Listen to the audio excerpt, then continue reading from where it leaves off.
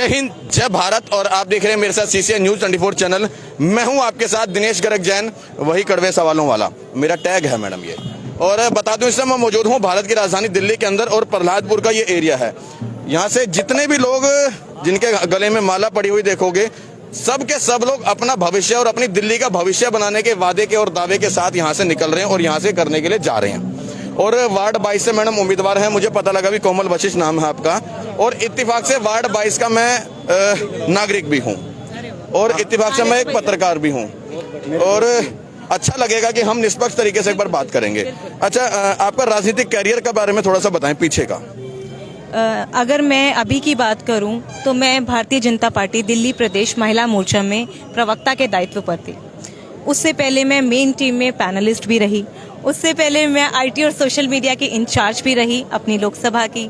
और उससे पहले की बात करूं तो चिकित्सा प्रकोष्ठ में भी रही मैं कन्वीनर। मेरा दूसरा सवाल, आपकी क्वालिफिकेशन कितनी है? जी देखिए, मैंने न्यूट्रिशन एंड हेल्थ एक्सपर्ट हूँ मैं, और उसी में मैंने डॉक्टरेट मेरे को उपाधि मिला है। ठीक है, अच्छा लगेगा कि हमारे अगर क्षेत्र में कोई पढ़ा लिखा पार्षद हो तो मुझे और अच्छा लगेगा, सवाल करने में भी बड़ा अच्छा लगेगा। तीसरी बात मैं पूछूंगा मैडम, आप वार्ड 22 से अपनी जो है दावेदारी कर रही हैं। अपने वार्ड 22 की बात करूं तो सेक्टर 5 की या सेक्टर 6 की मेन समस्याएं क्या है इस समय?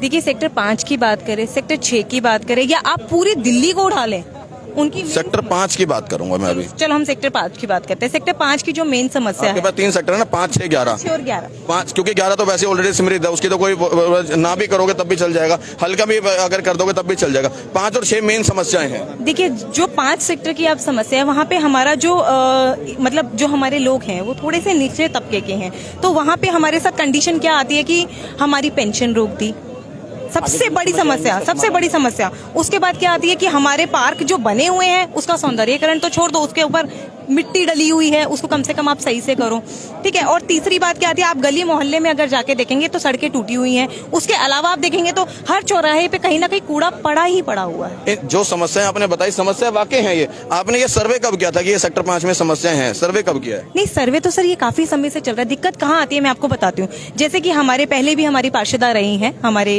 अपने वार्ड से, हाँ हमारे मंडल से, मतलब नहीं, जब हमारी बताने दो, नहीं आप बोलिए, मैं बात करती हूँ। भाई साहब, प्रवक्ता रही हूँ, एक आंकड़ा बता सकती हूँ, टेंशन मत लीजिएगा।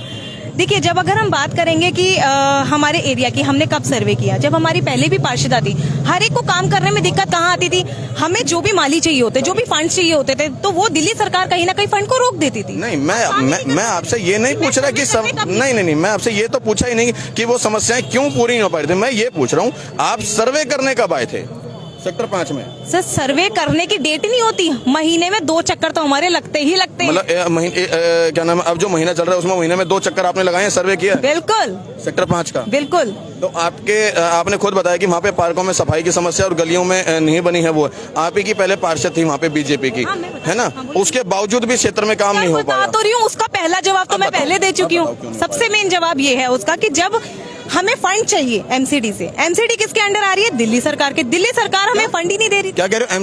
MCD उस समय जब 3 पार्ट्स में डिवाइड थे तो दिल्ली सरकार हमारा फंड रोक लेती थी। MCD दिल्ली सरकार के अंदर है? MCD फंड रोक लेती, दिल्ली सरकार हमारा फंड रोक लेती थी, जो केंद्र सरकार से आता था, वो हमें पूरी तरीके से डिवाइड ही नहीं करते थे। आज कहीं ना कहीं MCD जो है, MCD का 13,000 करोड़ का बकाया भी नहीं। ये मैडम सीधा सही बहाना नहीं है सबके पास कि एक दूसरे के ऊपर बात उतार दो और काम ना हो। तो मतलब ईमानदारी से देखो, काम की बात करूंगा। सुनो, ईमानदारी नहीं, ईमानदारी से बताते हैं, बिल्कुल ईमानदारी से बताऊंगी। क्या होता है ना, हमारी अब जो MCD 1 हुई है ना, इसके बाद अगर रिजल्ट ना हुए ना, तब आप मेरे से आके आराम से बात करिएगा। वार्ड 22 में ही रहते हो, मैं भी जवाब दूंगी, आप भी जवाब पूछिए। अभी देखो, जिस जगह आप नॉमिनेशन भरने आए हो उस जगह पर सत्यानाश आपने नजर डाली। बाद में बात करेंगे।